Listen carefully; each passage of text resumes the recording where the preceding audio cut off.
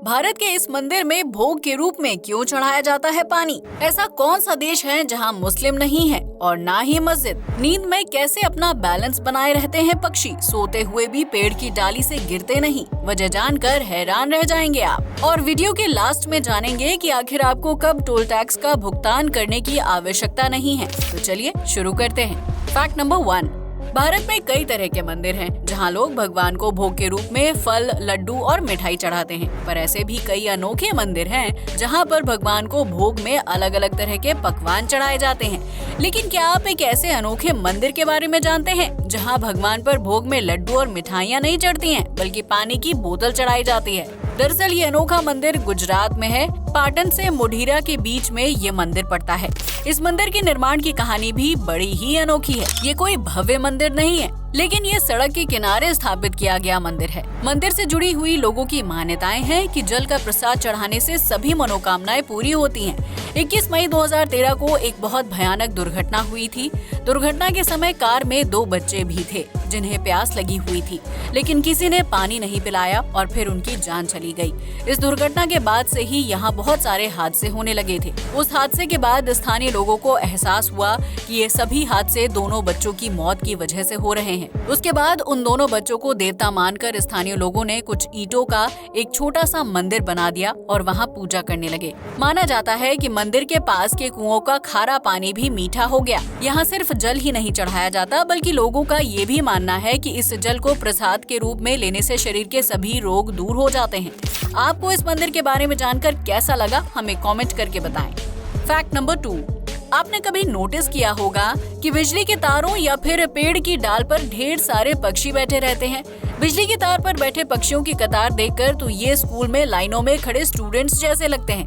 अक्सर सुबह के समय ऐसा खूबसूरत नजारा देखने को मिलता है। कभी गौर से देखें तो नजर आएगा कि कई पक्षियों की तो आंखें भी बंद रहती हैं। कई बार लोगों के मन में ये सवाल उठता है कि पक्षी सोते हुए भी कैसे अपना बैलेंस बनाए रहते हैं और नींद में भी कभी पेड़ की डाली या बिजली के तार से नीचे नहीं गिरते हैं, जबकि इंसान तो नींद में अपने पलंग से भी नीचे गिर जाते हैं। एक्सपर्ट्स का कहना है कि सोते समय पक्षी अपनी दोनों आंखें बंद नहीं करते। जब वो सोते हैं तो अपनी एक आंख खुली रखते हैं। सोते समय अपनी एक आंख खोले रखने के पीछे का साइंस ये है कि इसकी वजह से उनका आधा ब्रेन एक्टिव रहता है, जिससे पेड़ की डाली पर या बिजली के तारों पर अपना संतुलन बनाए रखने में उन्हें मदद मिलती है।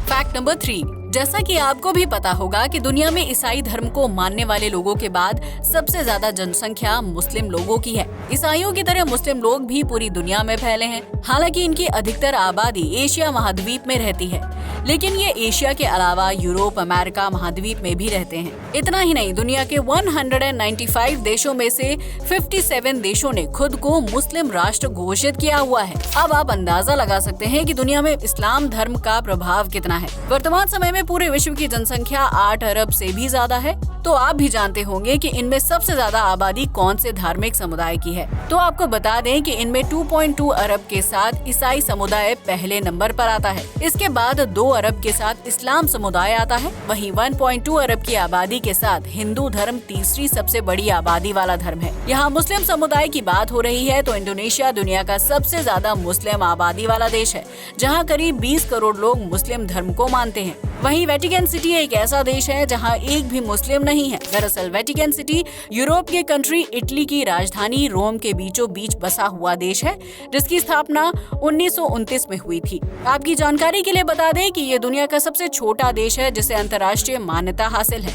यहाँ एक भी मुस्लिम नागरिक नहीं है। यहाँ ईसाई धर्म गुरु पोप का शासन चलता है और इस देश की जनसंख्या महज 825 लोगों की है। Fact number 4।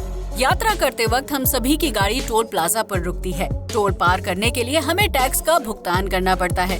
हालांकि ऐसा जरूरी नहीं है कि आपको हर बार टैक्स का भुगतान करना पड़े।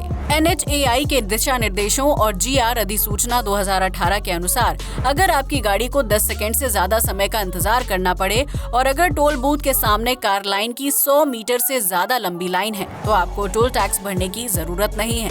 आप बिना टैक्स दिए ही जा सकते हैं। साथ ही टोल टैक्स का भुगतान करते वक्त अधिकारियों के पास एक मशीन होती है जिससे वो गाड़ी का फास्ट टैग काटते हैं। अगर ये मशीन भी खराब हो तो आपको टोल टैक्स देने की जरूरत नहीं है। राष्ट्रपति, उपराष्ट्रपति, प्रधानमंत्री, किसी भी राज्य के राज्यपाल, भारत के चीफ जस्टिस, लोकसभा अध्यक्ष, कैबिनेट मंत्री, किसी राज्य के मुख्यमंत्री, सुप्रीम कोर्ट जज और केंद्र शासित प्रदेश के लेफ्टिनेंट गवर्नर जैसे पदों पर काम कर रहे नागरिकों को टोल टैक्स देने की जरूरत नहीं होती है।